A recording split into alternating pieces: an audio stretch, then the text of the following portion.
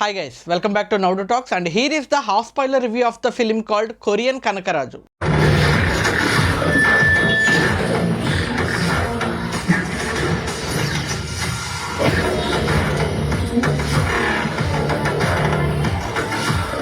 ఈ సినిమా గురించి చాలా వరకు మిక్స్డ్ రివ్యూస్ వస్తాయి, కానీ అవేం పట్టించుకోకండి మీరు. ఎందుకంటే ఇది మిక్స్డ్ రివ్యూ కూడా కాదు, డిజాస్టర్ అని చెప్పాలి. అస్సలు బాలేదు సినిమా. దరిద్రంగా అనిపించింది నాకు చూస్తున్నంతసేపు.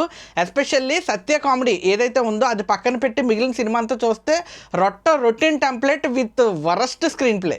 ఎందుకు అలా అనిపించింది అనే దాని గురించి ఇన్ డీటెయిల్ రివ్యూలో మాట్లాడుకుందాం. బట్ బిఫోర్ దట్, మీరు ఎవరైనా కొత్తగా ఈ ఛానల్ చూస్తున్నట్లయితే కనుక దయచేసి సబ్స్క్రైబ్ చేసుకోండి. అండ్ ఆల్రెడీ సబ్స్క్రైబ్ చేసుకున్న వాళ్ళైతే కనుక లైక్ చేసి ఈ వీడియోని స్టార్ట్ చేయండి. మర్చిపోద్దు, దయచేసి లైక్ చేయండి. మీ స్ట్రోక్ చాలా ఎమెచ్యూరిటీగా ఉంది. ఇదివరకు ఎప్పుడైనా ఫైట్ చేశారా?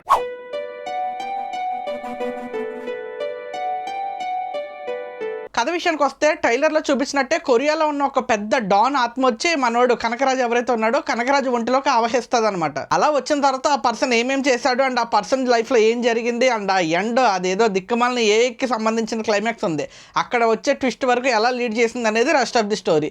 చాలా రెగ్యులర్ టెంప్లెట్ అండి. మీ మైండ్ మెంటల్ ఎక్కిచ్చేస్తుంది. అసలు ఎందుకు వచ్చాంటన్న ఫీలింగ్ వస్తుంది. కానీ మనం వచ్చిన ప్రతిసారి డేలా పడిపోతున్న ప్రతి 10 నిమిషాలకు ఒకసారి నేనున్నాను అని చెప్పని ముందుకొచ్చి ఆదుకుంటాడు మన సత్య. ఎస్పెషల్లీ సెకండ్ హాఫ్లో సత్య గారి కామెడీ కొద్ది గొప్ప చాలా బాగా సేవ్ చేస్తుందని చెప్పొచ్చు అండి. సేవ్ కూడా కాదు, సినిమా ఆల్మోస్ట్ డిజాస్టర్. అసలు చూసుకునే పనే లేదు. అసలు పెట్టిన టైటిల్కి తీసుకున్న ప్రెమైస్కి అండ్ ఆ ప్లాట్ లైన్ ఏదైతే ఉందో దాని అంతటినీ కూడా ఎక్కడో ఫోర్త్ గ్రౌండ్లో ఎక్కడో వెనకాల ఉంటుంది. ఓన్లీ సత్య మాత్రమే వచ్చి సేవ్ చేస్తూ వెళ్ళిపోతాడు అనమాట సినిమాని. మనకున్న ఆ 2.5 గంటలు కూడా ఎందుకు వచ్చాము అని ఫీల్ అవుతున్న ప్రతిసారి కూడా సత్య వచ్చి కామెడీ చేసి వెళ్ళిపోతూ ఉంటాడు అనమాట. సినిమా అంతా చూసాక నాకు 1 నిమిషం అనిపించింది, ఒరే ఆ 1.5 గంట సత్య అన్న క్యారెక్టర్ని పక్కకు తీసి పెట్టేస్తే మిగిలిన సినిమా అంతా అసలు ఏముందో, అసలు జనాలు చూస్తారా అన్న ఫీలింగ్ వచ్చింది నాకు. అంత మంచి హీరోని పెట్టుకుని, అంత మంచి హీరోయిన్ పెట్టుకుని, అంత మంచి సెటప్ని పెట్టుకుని, ప్రొడక్షన్ పెట్టుకుని, బడ్జెట్ని పెట్టుకుని, ఇవన్నీ పెట్టుకుని కూడా ఎందుకు ఇంత అయిందో నాకు అర్థం కావట్లేదు.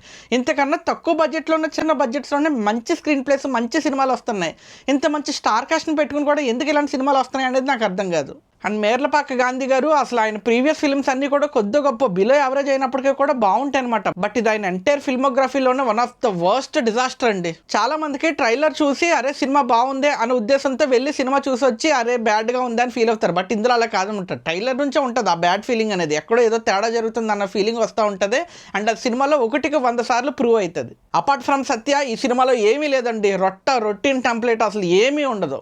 ఎప్పుడో బీసీ నాటి కథ తీసుకొచ్చి ఇప్పుడున్న జనరేషన్కి లేకపోతే ఇప్పుడున్న టెక్నాలజీని యూస్ చేసుకొని చెప్దామంటే ఇలాగే తేడా కొట్టేస్తాయి. అండ్ హీరోయిన్ రితికాని పెట్టుకుని కూడా ఇంతలా చేశారంటే నాకు అర్థం కాలేదు. ఇంకా మిరాయిలోనే కొద్ది గొప్ప బెటర్. తనకంటూ ఒక క్యారెక్టర్ ఉండి, తనకు ఒక గోల్ ఉండి, ఆ క్యారెక్టర్కి ఒక గోల్ ఉండి, ఆ క్యారెక్టర్ జర్నీ ఉంటుంది, ఇదంతా ఉంటుంది. ఇందులో అది ఏంటో అర్థమై సావదు అసలు. ఏందో ఆ కాస్ట్యూమ్స్ నైనా ఏనాటి కాస్ట్యూమ్స్ రా బాబాయ్, ఏంటో అర్థమై సావదు అసలు.